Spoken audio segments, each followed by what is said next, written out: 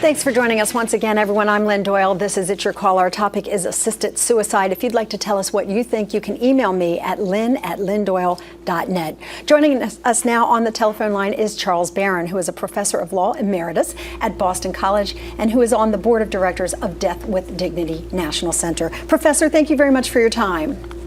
You're very welcome.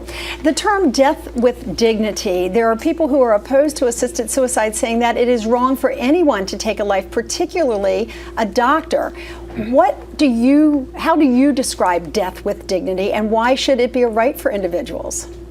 You know, I think we've gotten away from the point. The little bit of discussion I've been able to listen to, despite the technical difficulties, made it sound like what we're talking about here are definitions of dignity, definitions of compassion.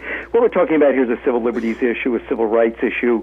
I don't think doctors ought to be deciding for patients what true compassion is.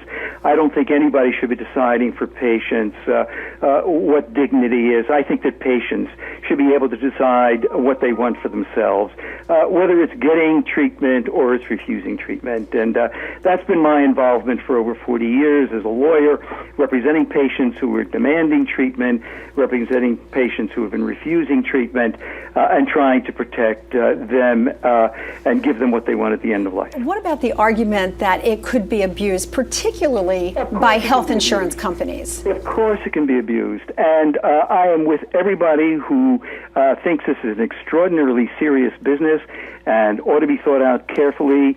I think slippery slope problems are real ones, contrary to what was said by somebody who shares my position on this issue. I think that's why we need it brought out into the open, instead of leaving this something that doctors do secretly in intensive care units without patient input and frequently without family input, rather than having doctors say to patients, look, I'm going to give you pain medication, a month's worth, 2 months worth, but I want you to know, wink, wink, nudge, nudge, if you take all of it, you will take your life. What we need is to bring this out into the open. What we need is to be able to have it reported the way it is in Oregon and in Washington, and make sure that slippery slopes are not entered onto, and if they are, that we can stop them at appropriate points. So legalization and regulation, transparency, openness, patients' rights, that's what I think this is all about. All right. Thank you very much, Professor Charles Barron. I appreciate it.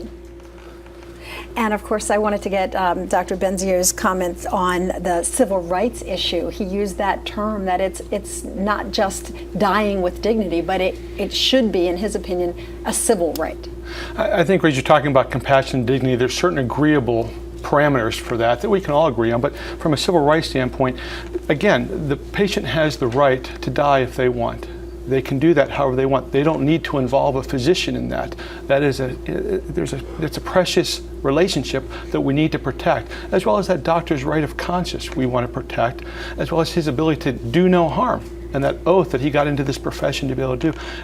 A patient has the right to die, but on their terms, however they want. They don't need to draw a physician into it. I'm getting a lot of comments from Facebook where I posted this question, and repeatedly what people are saying is it's not the right of a doctor to play God, regardless of what your religious beliefs are. That seems to be like an underlying theme with a lot of people who are opposed to it, that it should be a natural thing. When your time is up, it's up. It should not be decided by someone else, even yourself. Well, and that's a perfectly valid position to take as an individual matter. If someone doesn't want a physician to intervene to hasten their death, no one certainly is advocating that they be forced to. That's a personal decision, and indeed their reliance on God in that way suggests that it's for them a deeply religious, spiritual matter. But that isn't a good argument for basing public policy on it.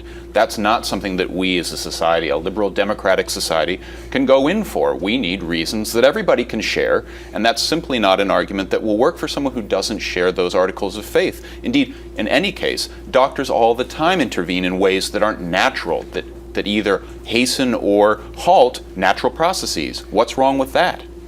Yeah, hastening death isn't anything that any doctor gets involved in the process. That is not anything we do. As a treater, I mean, we don't have any other treaters on this panel, probably for good reason. Doctors don't want to be part of this process. Okay. That's not something that we do. I mean, that decision for death is between them and God.